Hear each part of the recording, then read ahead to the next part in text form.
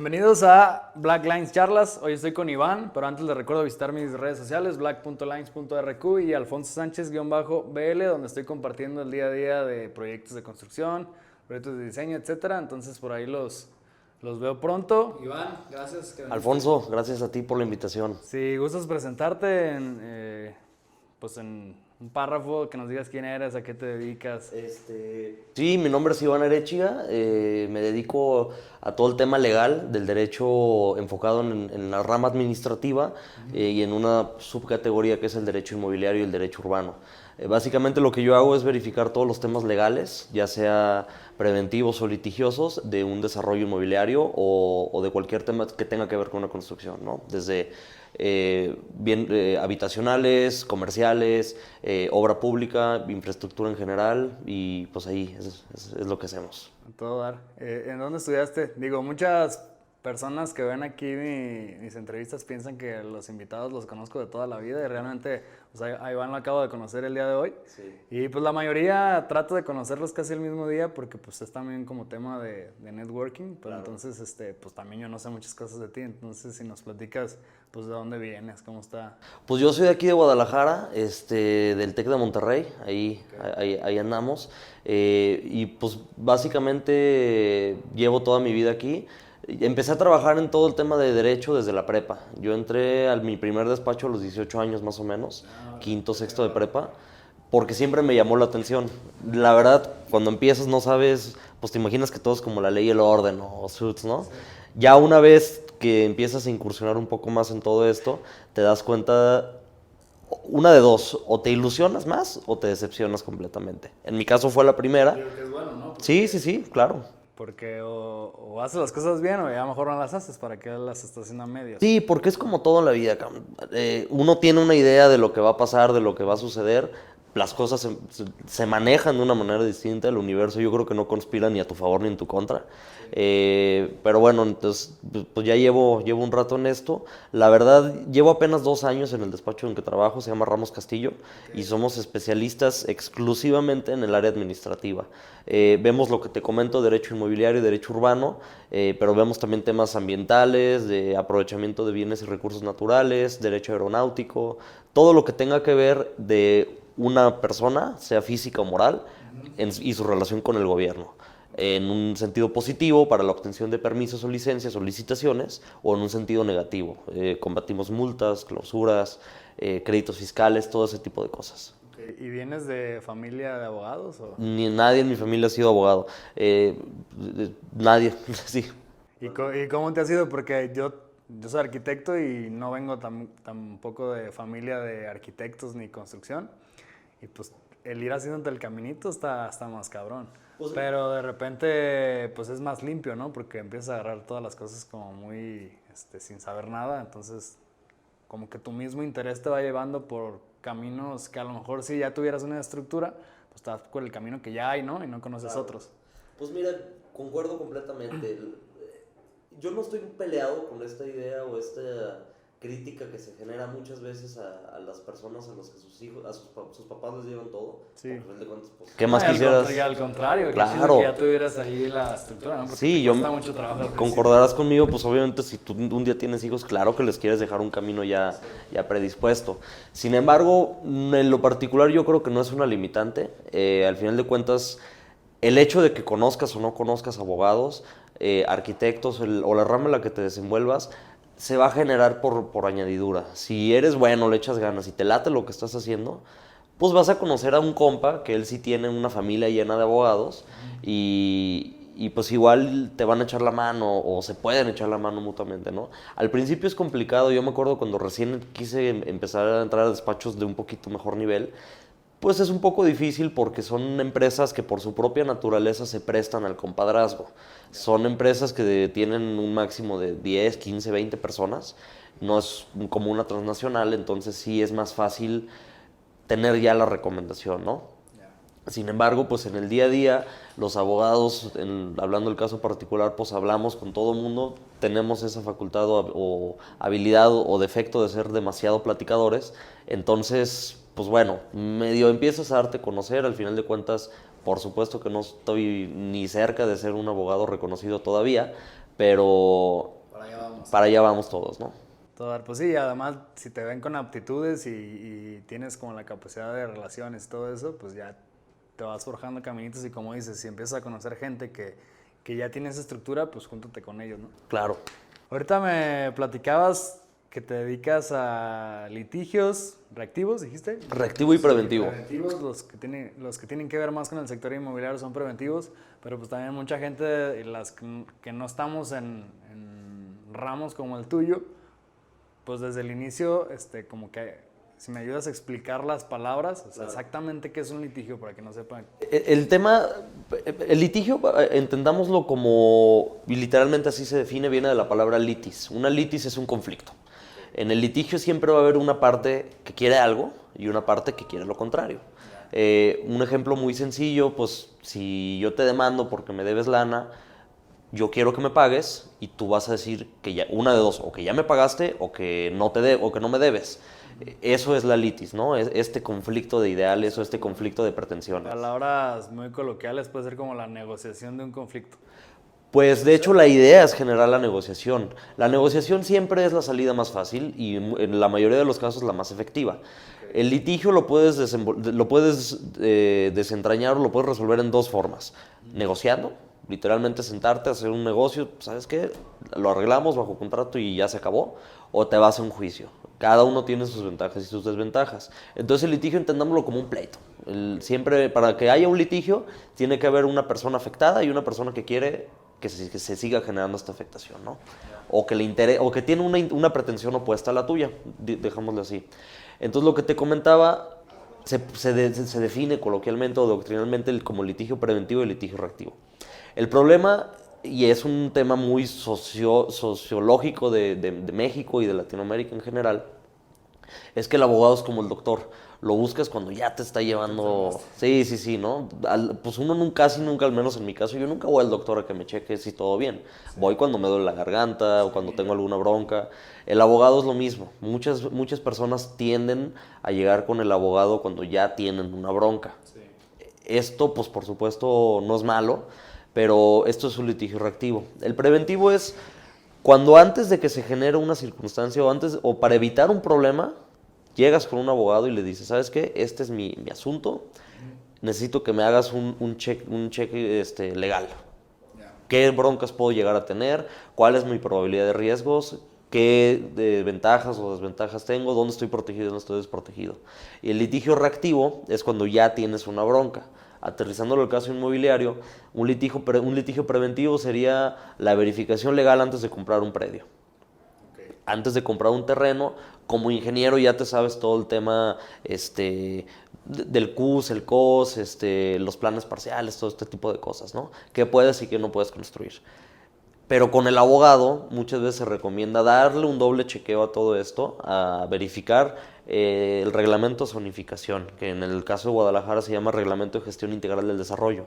Verificar los planes parciales, verificar gravámenes, que tu terreno no deba nada, que no esté involucrado en algún juicio, que no esté embargado, que no tenga nada de esto. Esto es un litigio preventivo.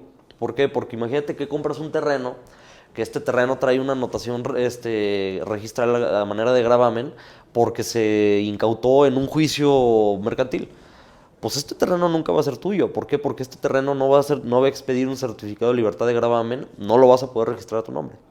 Y por lo tanto no puedes sacar una licencia, ¿no? Porque tienes que acreditarlo a tu nombre, ¿no? Totalmente. Los requisitos de la licencia vienen en el artículo 121, fracción primera del Reglamento de Gestión Integral del Desarrollo, o creo que es el 300 y pico del Código Urbano de Jalisco, y viene una serie de requisitos, ¿no? Y dentro de ellos viene acreditar la propiedad. Tú no puedes sacar una licencia de un terreno que no es tuyo. Ese es el tema. Y, por supuesto, tiene que estar libre de cualquier adeudo, tanto CIAPA, predial, todo eso. Tengo un cliente que compró un terreno ahí en Tonalá y pues él se lo vendieron como un terreno ejidal. En algunos casos comprar un terreno ejidal no te causa tantos problemas, ¿no? Haces un proceso, no sé exactamente cuál es porque no estoy involucrado en ese ramo, pero pues es un proceso para escriturar y después tantas escrituras ya puedes construir. Incluso con el título de propiedad aún hay formas de sacar la licencia para empezar a construir. Claro. Pero en este caso, sucedió algo muy enredoso de que mi cliente le compró a una inmobiliaria y la inmobiliaria estaba vendiendo esos terrenos de un dueño que tenía ese título de propiedad. Entonces es todo un enredo para llegar al cliente final. Entonces, al momento en el que yo empiezo a ayudarle a hacer el proyecto arquitectónico y todo, pues lo primero que empezamos a revisar es eso. Bueno, después de un corte técnico, te decía que allí en Tonalá fue todo un rollo y el tema aquí fue que pues el cliente creyó que se iba a resolver rápido. Para esto me pidió que avanzáramos con el proyecto arquitectónico. Hicimos el diseño, teníamos todo ya listo para meterlo a licencias, pero pues todavía no se destraba el poder acreditar el terreno ante obras públicas para que podamos tramitar ni siquiera el alineamiento y número oficial. Claro.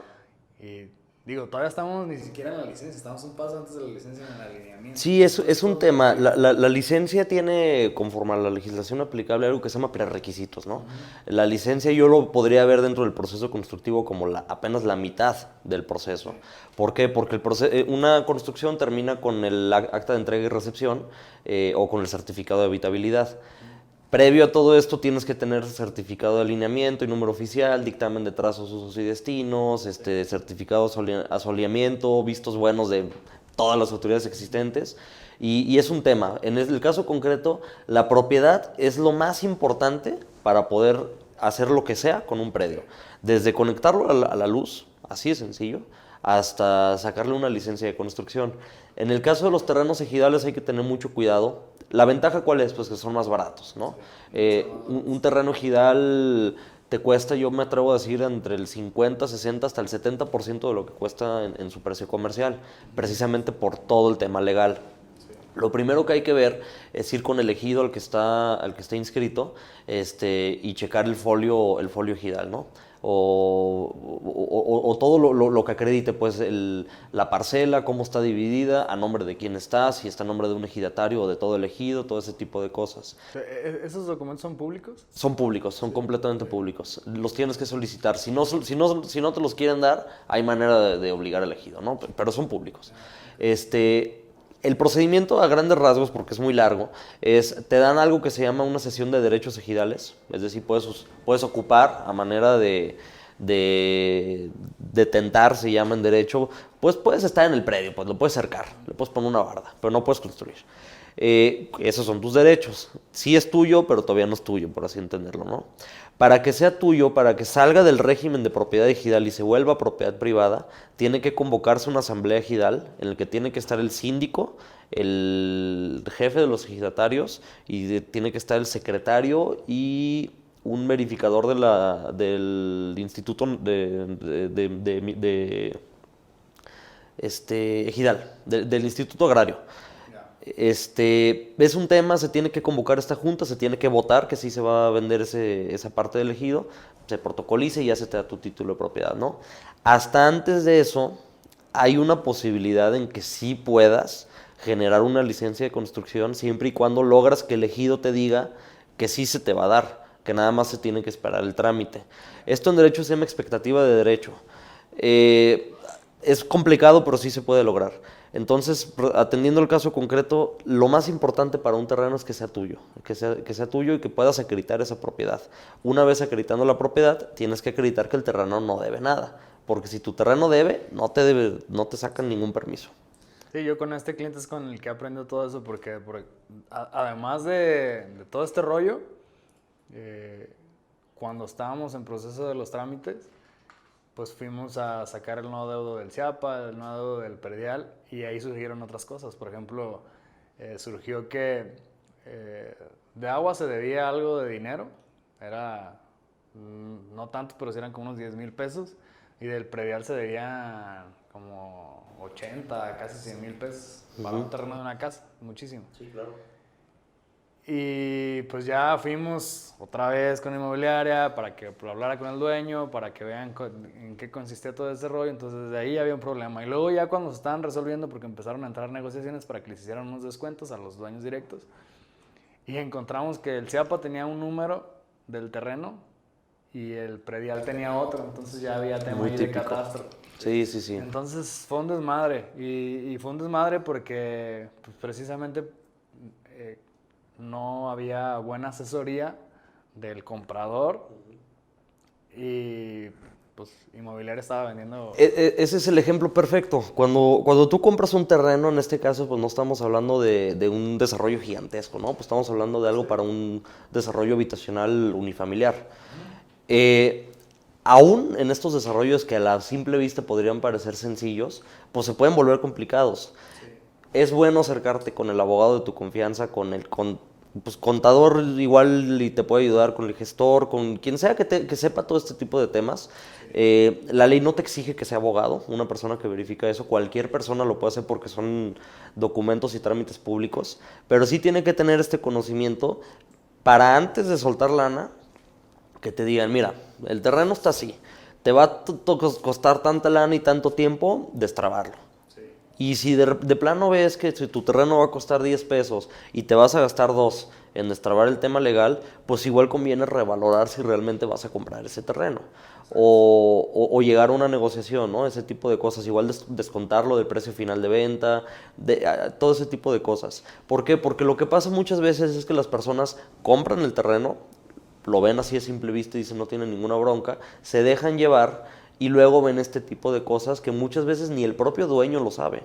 ¿Por qué? Porque lo heredó, porque nunca se fijó, porque simplemente por desidia nunca pagó nada, ese tipo de cosas. Pero a la hora de querer vender es donde está el problema. Un ejemplo, la luz es muy el agua es muy complicado que te lo corten. Sí pasa, pero es complicado que te la corten. Entonces muchos terrenos deben mucho dinero de agua.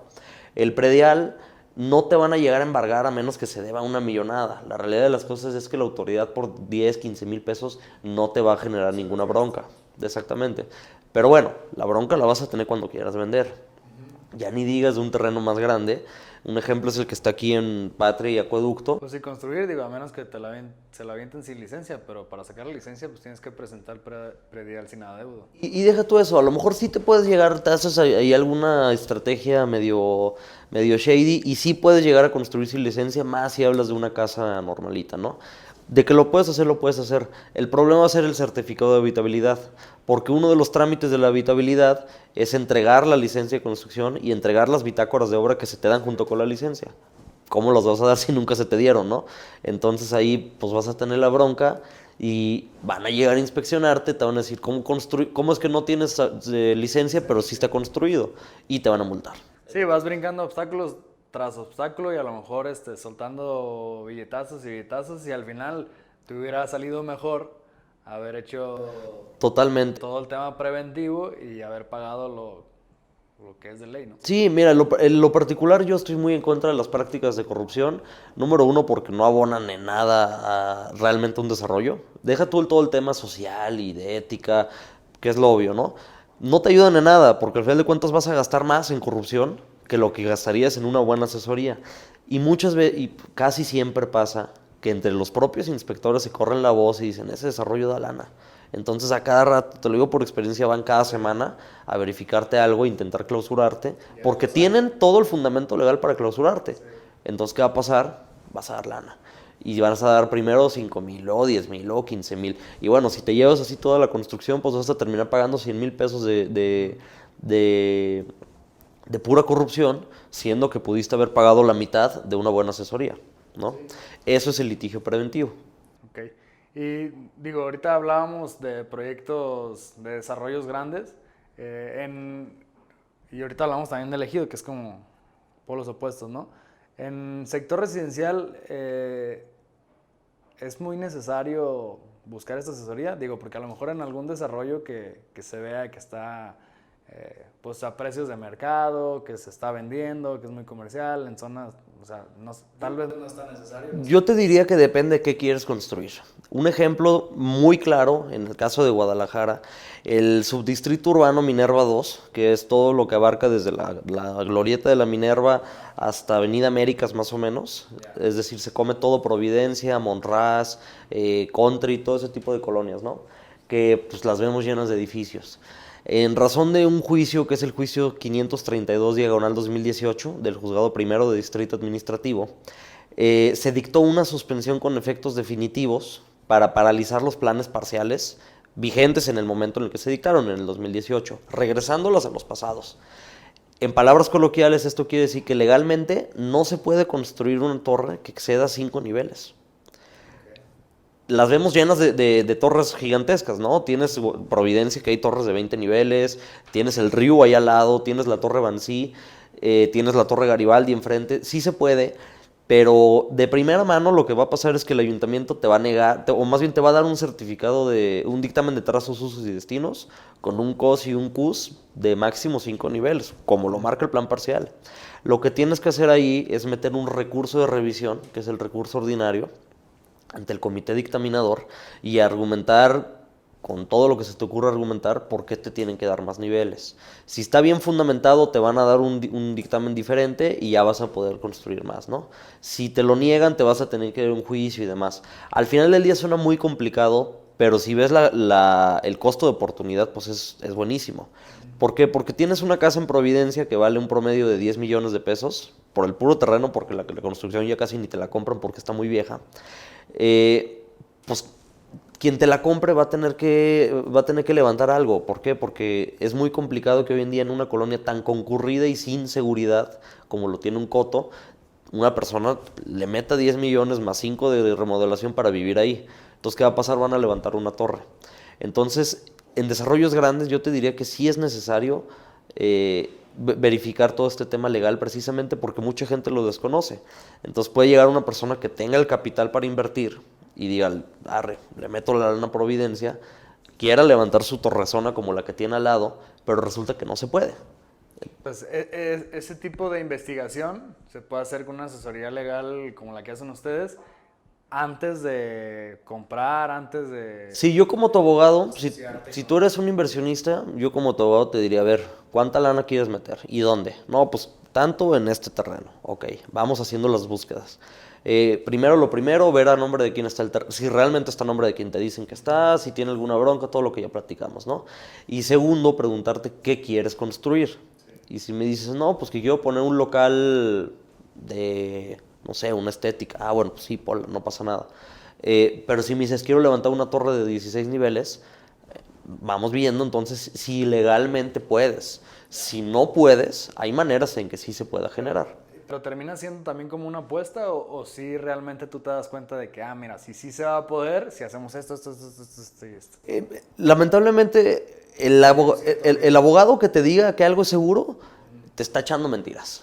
Es la realidad de las cosas. Muchas veces los abogados tienden a decir y prometer cosas que no van a suceder. Por vender. Por vender, sí. No, te saco esto en 5 meses. No sabes.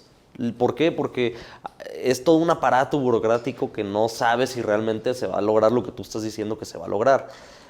Ves una probabilidad de éxito.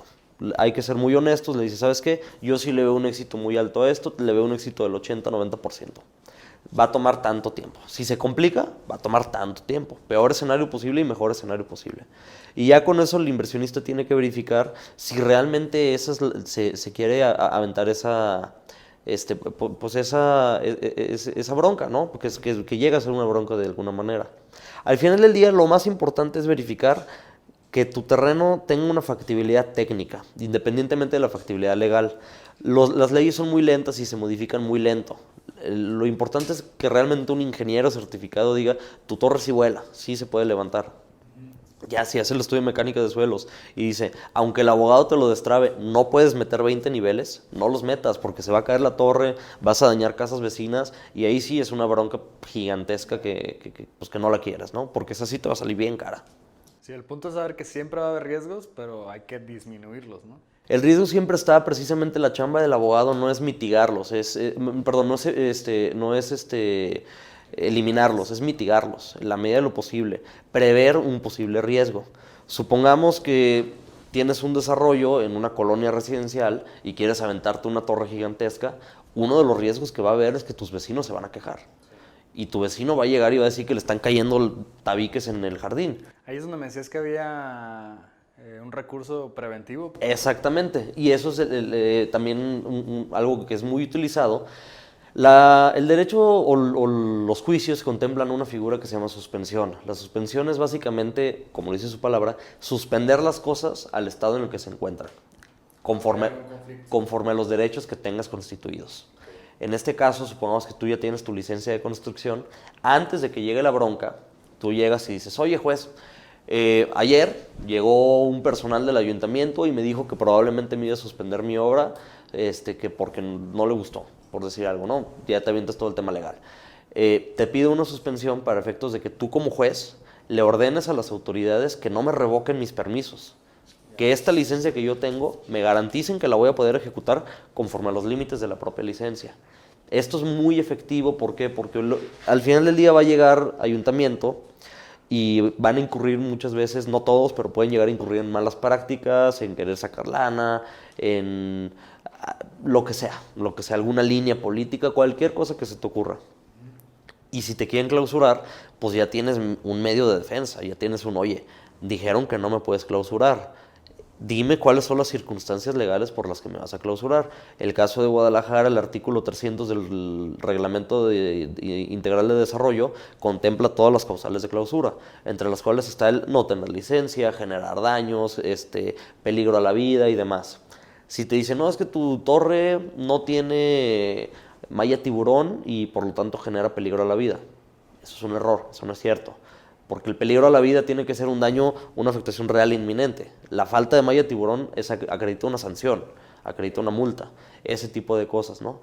Por eso es importante siempre tener un abogado a la mano. Como quien dice, buscar ser los abogados de cabecera de ciertas instituciones para constantemente estarle dando asesoría de varias ramas. Exactamente. Y un poco que ver con lo mismo, pero pues hay un... Sí, hoy en día lo vemos en todas las áreas. La especialización es la clave para poder generar un prestigio profesional.